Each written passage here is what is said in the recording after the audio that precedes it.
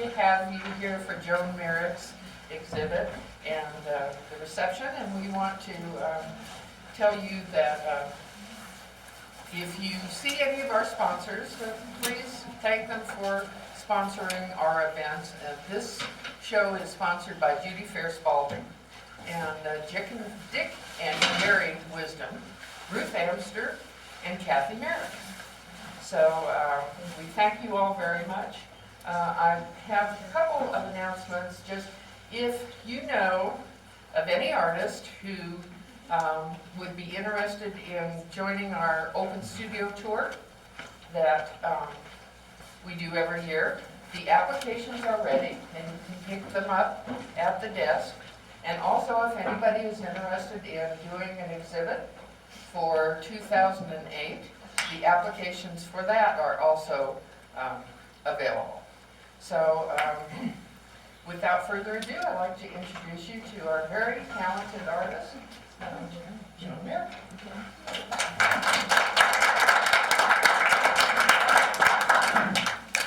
Well, I have to say, first of all, thank you to the sponsors. This is just wonderful. Thanks to my family for coming tonight, and thanks to all of you, and to my husband who did all the framing and all the work that goes into it. And you should all in this community be so proud of this museum. This is a gem.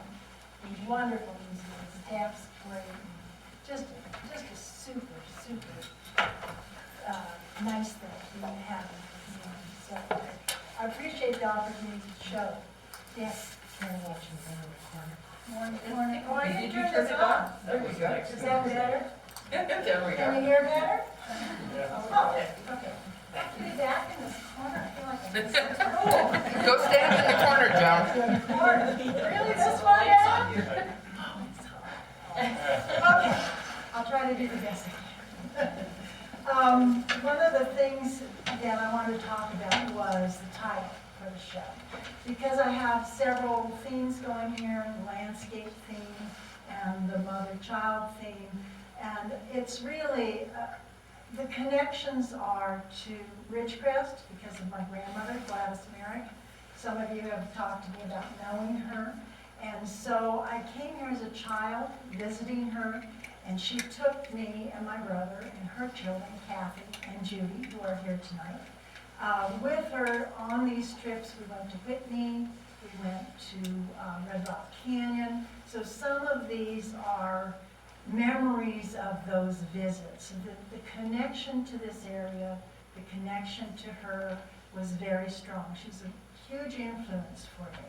She was an artistic person, for those of you who know her. She was very interested in lots of things. She was a teacher. She was probably the reason I became a teacher.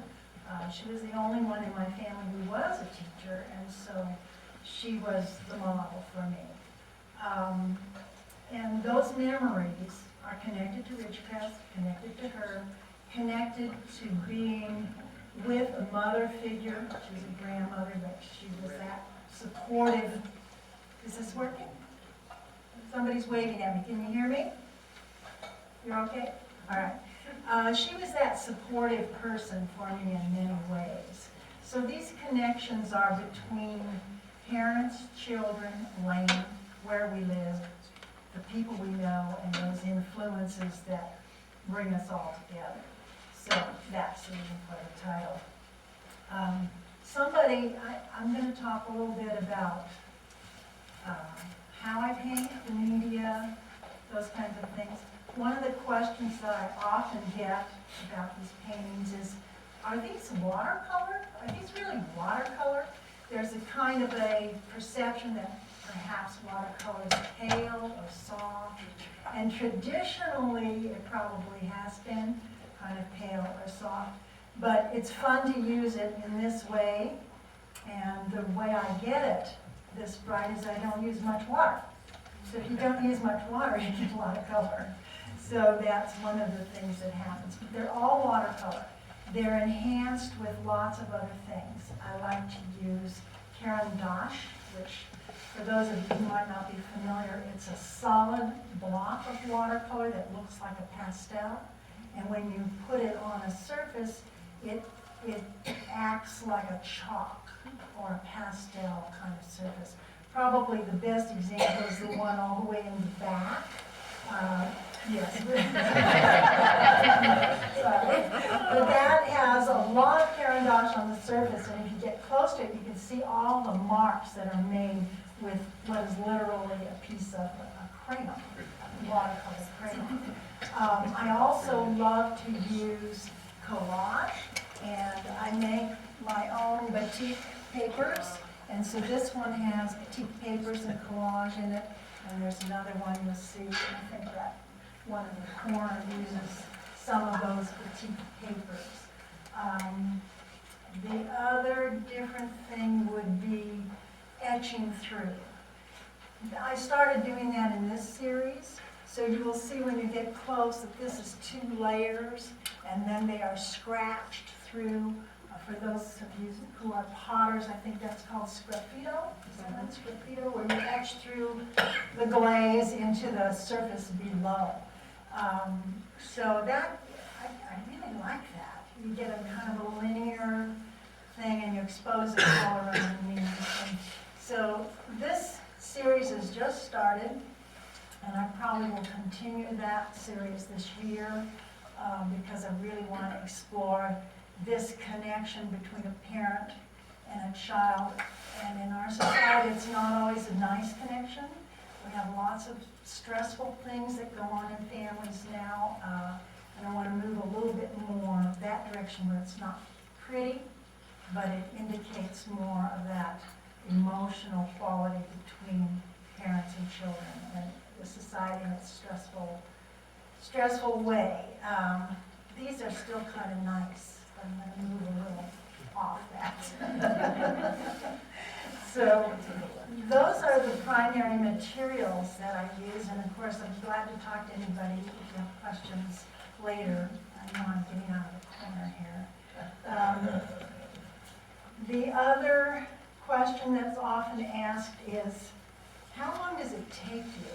Which is an interesting question to me. It's like, how long does it take me? I have to think about that. Those of you who make art, and those of you who don't make art, it's a very fearful thing to make art. It's really scary. The most scary thing is a white piece of paper. It's just looking at you. And one of my favorite quotes is from a writer who said that when you start to write, you take out the piece of paper, I can't remember his name, you take out the piece of paper and you look at the white piece of paper until the blood forms in dots on your forehead. And I thought, that's what it is. It's white. So the first thing I do is I get rid of the white. If you look through, I have very little white. It's too scary. I can't look at that. So I put color on as fast as I can, or I put on a texture or something to make me go away from that scary square of solid white paper. And then I work from my own photographs, or I work from what the paper does. Some of these papers, probably the one in that corner, there's a lot of gesso on that, which is a kind of a plaster. And you can put it on heavily with a knife, and that one had its own form almost immediately. I had very little to do in terms of thinking about what I was going to do with that piece of paper. It pretty much painted itself. Some of the others don't paint themselves. They have issues with me, and they don't want to be developed. And at home, I have a wall in which everything gets pinned up, and I walk past it all day long. I sit at lunch and look at it, and I might not look at it for a week. And then at some point, it will say to me, okay, I'm ready, or I'm ready, I guess, and it's time to start again. So some pieces of paper hang up there a long time before they ever really get finished. So if I say it takes me 2 to 3 hours, it's not continuous. They kind of have to evolve. So it just takes time. Some of them I like better than others. I guess that's true of all painters, and I'm always surprised if somebody likes something that I don't think is particularly probably my best, but it's an emotional thing, as you know, and different people like different things. So it's fun to see what people like and to hear them talk about why they like something. There is the beginning of the painting, the middle, and the end. The beginning is okay. The middle is awful because it just sits there so unresolved. And the end is probably my favorite because I finally know where I'm going to go. And I can finish it. I actually have an idea of what's happening. And that's probably my favorite part. I think that's probably most of what I have to say about how I work and what the media is. I like it very much. It's a really important part of my life. It always has been. It's a wonderful way to not realize that time is flying by. You get immersed in it. My grandchildren live right next door, which is interesting, because when I'm painting, if I don't hear them, they come up behind me and say, "Grandma," and off it goes, because I have no idea there's anybody there. So that's kind of fun. Another favorite quote of mine, and I'll leave with this in your mind, is from an interesting source. The quote is, "If all we knew of you was your art, would we know you?" And that is from Willie Nelson, one of my favorite quotes, and I hope that you know me a little bit better from my art.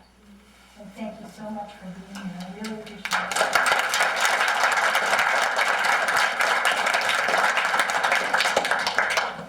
Thank you, Joan. We certainly appreciate your talk, and it was very interesting, and welcome to French Press. Well, I'd like to talk to everybody. If you have questions, I'll be here. I'm going to eat. Does this go for you? Are there any questions?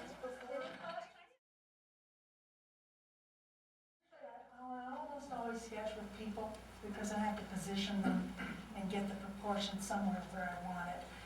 I seldom sketch when I'm doing landscape because I find I do better if I just go in.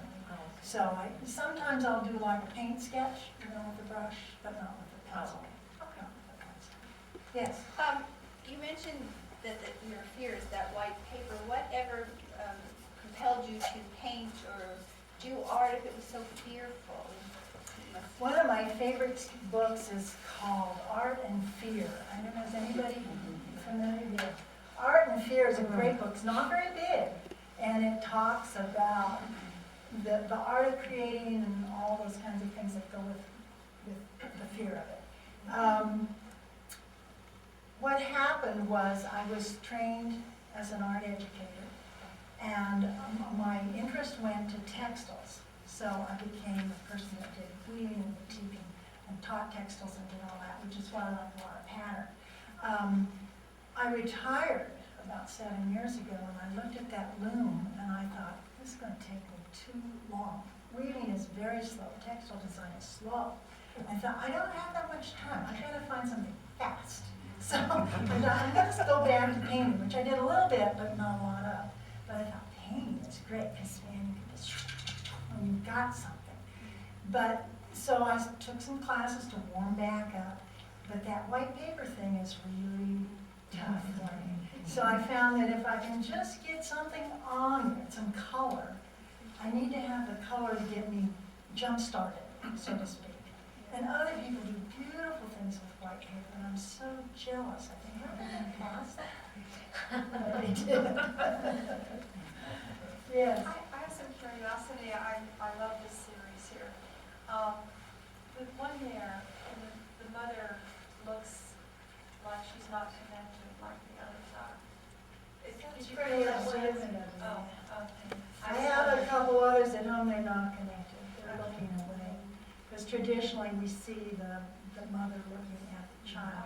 But if you look at really, really old Madonna and children like Regal, the child, of course, that's, Mary and the child Jesus, so that's kind of a different thing. But the child is more presented, like in this one, where the child is kind of presented. But that one is interesting of you to know this, because that is probably the direction I'm going to go. I see. Because there's a lot of disconnect now. I know a lot of, some women my age who are raising grandchildren, because that middle generation got lost to lots of social issues. So I was yes. Your grandmother was very interested in flowers. I wonder if she ever painted flowers. You know, I don't. Well, I have, but that's not my primary interest. But I garden. Put stuff in the ground and I love it. But I never. I don't know how many of you knew her original garden. Yes, her dad used to. Yeah, her original cactus garden, and I don't know what street that was. But that was the garden as a child. I remember helping and, putting rocks around it. That was one of our summer tasks. Yes. That's a wonderful garden, that stuff.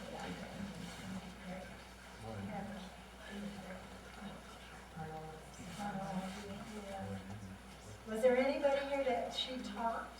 Gladys was a teacher? Any students?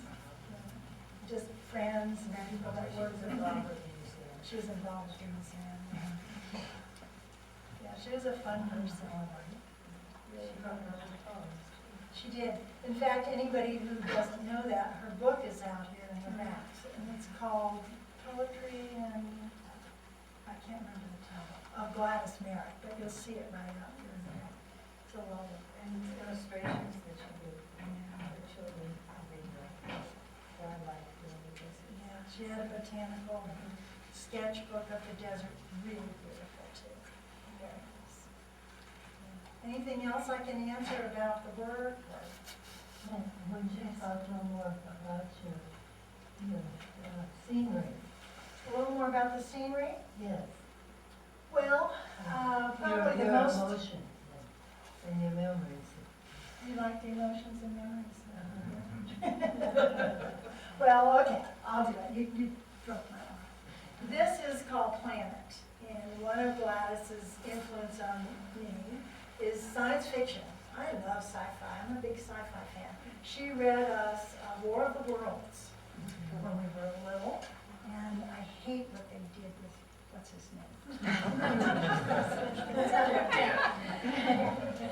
But this reminds me of the science fiction and the planet and all that kind of thing. So this has that more planet look to me, kind of could be on somewhere else, not this earth.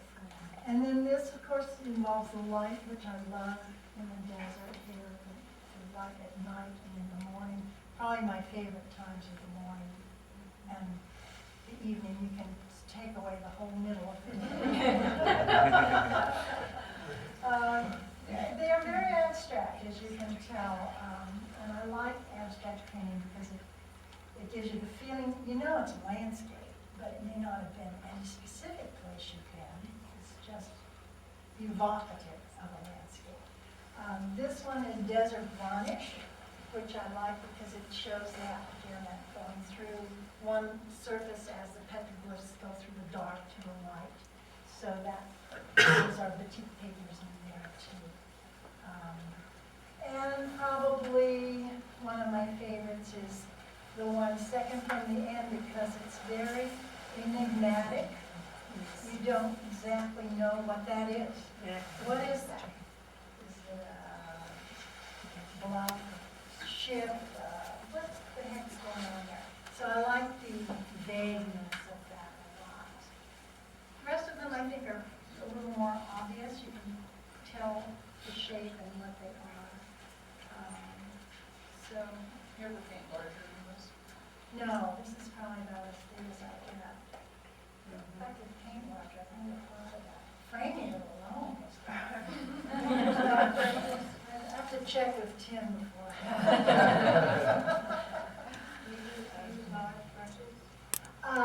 Yes, actually, it's the strangest thing. How many painters are in here? I need to ask you a question. Okay, this is a question for the painters. How many of your rack of brushes do you use?